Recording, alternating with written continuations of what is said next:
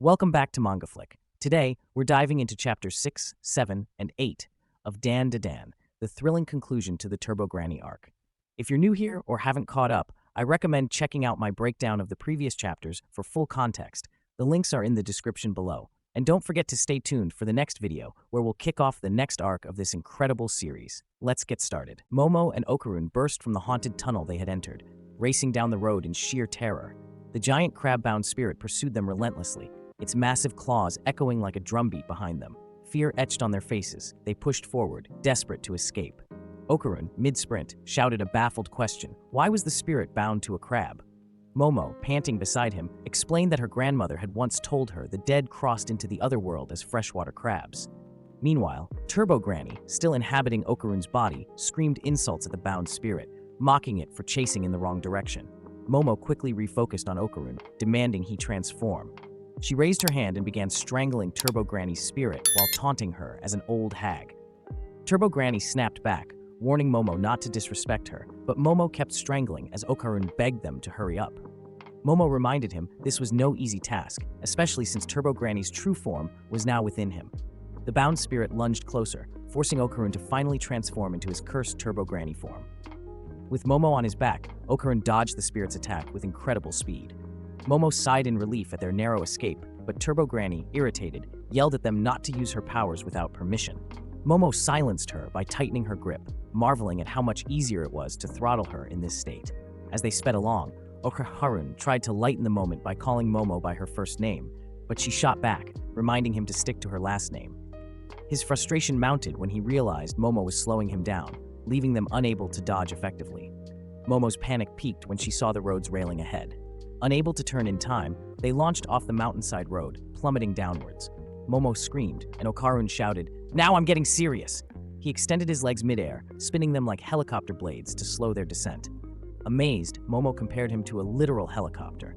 Thankfully, they landed without severe injuries, with Okarun cushioning Momo's fall. She apologized, realizing he'd protected her intentionally. However, their brief respite ended when the bound spirit jumped down to meet them again.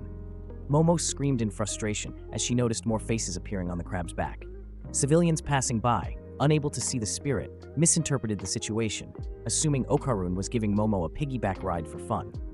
Embarrassed, Momo shouted at Okarun to get serious again, but he admitted they were still too far from safety. Spotting a water spa, Momo devised a desperate plan and directed Okarun to enter. They crashed inside, startling employees and guests. Momo led him upstairs, hoping the cramped space would hinder the spirit, but the crabs smashed through ceilings with ease.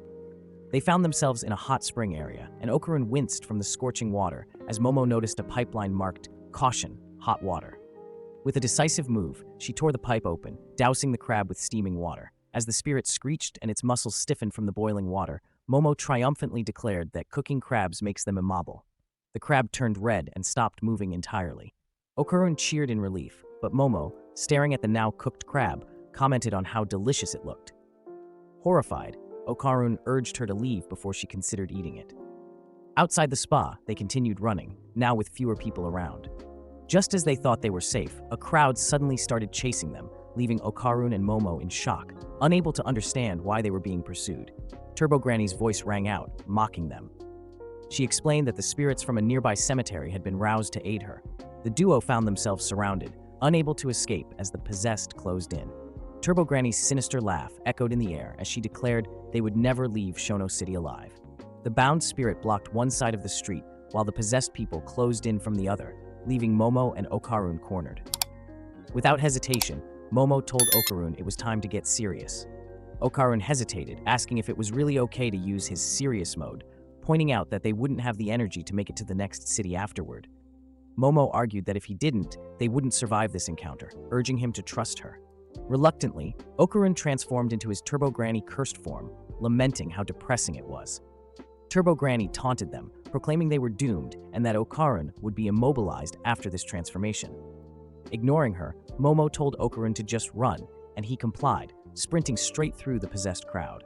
The speed of his movement sent the possessed people flying, clearing a path for their escape. After gaining some distance, Okarun abruptly reverted to his normal form, causing the two of them to trip and fall. The extreme speed had taken its toll. They both vomited from the motion. As Okarun gasped for air, he admitted he couldn't move anymore, having reached his limit. As they tried to recover, Momo realized with alarm that Turbo Granny was no longer in her grasp. Moments later, Turbo Granny re-emerged, kicking Okarun with incredible force and sending him flying. Momo tried to subdue her with her powers, but Turbo Granny easily deflected the attack, injuring Momo in the process. Glaring at them, Turbo Granny scolded them for their tricks and disrespect toward elders. Behind her, the possessed crowd and the giant crab-bound spirit loomed menacingly. Despite the dire situation, Momo sarcastically remarked how impressive Turbo Granny was for bullying kids so efficiently, mockingly adding, "Mad respect, Granny." This only enraged Turbo Granny further, who snarled that she hated such casual speech and bratty behavior. With a terrifying transformation, Turbo Granny merged with the giant crab-bound spirit, creating a monstrous hybrid. She declared that she would now eat them, encouraging them to run because she found it more thrilling to chase them. Seizing the moment, Momo raised one finger and shouted at Turbo Granny to give her just 1 second, leaving the spirit confused and irritated. Momo then used her power to latch onto a passing train, dragging both herself and Okarun along. Turbo Granny screamed in frustration as they climbed onto the train's roof. Momo smugly pointed out that while Turbo Granny had once been called 100 km/h Granny, the train could reach speeds of 120 km/h, meaning she wouldn't be able to keep up. As the train accelerated, Momo taunted Turbo Granny, calling her a slowpoke. However, Turbo Granny, undeterred, chased along the tracks, vowing to kill Momo. When the train slowed down for a turn, Turbo Granny leaped and grabbed onto the end of the train. Laughing maniacally, she gloated that she could maintain her speed without needing to slow down for corners, proclaiming herself the fastest old lady alive. Momo, unfazed, countered that the real escape plan wasn't about speed. She pointed to the route ahead, where a barrier of talismans her grandmother had prepared lay waiting. Turbo Granny's grin faltered as she realized too late that she'd been led into a trap. As the train passed through the barrier, the talismans activated, engulfing Turbo Granny and the bound spirit in purifying flames. Momo held on tightly as Turbo Granny screamed obscenities, cursing Momo with every breath. With a smirk, Momo declared that while Turbo Granny might have been fast, this was her victory. The barrier completed its work, consuming the hybrid spirit entirely and freeing them from the grip of Shono City's supernatural chaos. As Turbo Granny burned away, Momo watched closely, noticing something unusual. Souls, those of the schoolgirls who had been trapped by Turbo Granny and the bound spirit, floated away from the flames. Smiling and shedding tears of relief, the souls ascended before vanishing into the sky. The train carrying Momo and Okarun arrived at its destination. With Okarun still unconscious, Momo hoisted him onto her back and jumped from the roof, landing hard and groaning in pain. Glancing back, she saw the remnants of Turbo Granny disintegrating on the train roof as it departed for the next station. Suddenly, Okarun woke up, shouting in confusion about their location, the giant crab and Turbo Granny. Exhausted and lying flat on her back, Momo gasped that she believed they'd defeated it. After catching their breath, they stood and exited the station, where they found Momo's grandmother waiting for them. Later, the trio returned to the haunted tunnel where Turbo Granny had resided to perform a prayer ritual. While praying, Momo's grandmother revealed a shocking truth. The tunnel was the site of countless murders, where a killer had assaulted and dismembered women, scattering their remains. These women had no desire to become evil spirits, but the tragedy of their deaths left their souls unable to move on.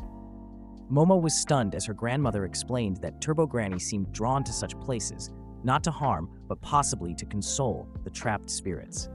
Despite her past actions, Turbo Granny's appearances near these restless spirits suggested a more complicated nature. Momo cried, overwhelmed by the sadness of these revelations, but her grandmother firmly stated that while the dead should not harm the living, respect was essential on both sides to coexist. She concluded with gratitude that Momo was unharmed and led them back home. That evening, over dinner, the mood shifted dramatically as Momo argued with her grandmother about the crab meat. Momo accused her grandmother of taking the best pieces, threatening to destroy her Bakatono DVDs if she didn't hand them over. Her grandmother countered by threatening to burn Momo's Kin Takakura collection. Meanwhile, Okarun sat quietly, awkwardly waiting for them to finish bickering so they could eat their hot pot. As the crab showdown escalated, Momo's grandmother teasingly asked Okarun if he even had a thing, sparking a chaotic misunderstanding. Mortified, Okarun tried to defend himself, but Momo was too busy devouring crab meat to help. Chased around the dining area by Momo's grandmother, Okarun finally fled, shouting that the household was insane. Later, as Okarun prepared to leave, Momo warned him to be careful, given the late hour. He replied sarcastically that other places were safer than her house. Her grandmother grinned, teasing that he wouldn't escape next time, making him promise never to show it to her. Confused, Okarun asked Momo if her grandmother's antics were serious.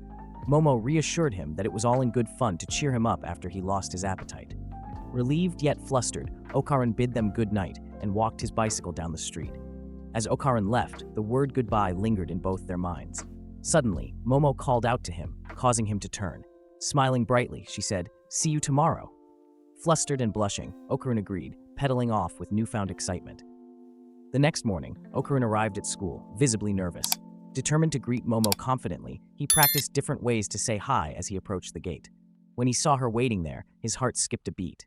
Thinking she must be waiting for someone else, he tried to walk past nonchalantly. To his surprise, Momo bumped into him, asking why he'd taken so long and urging him to hurry inside.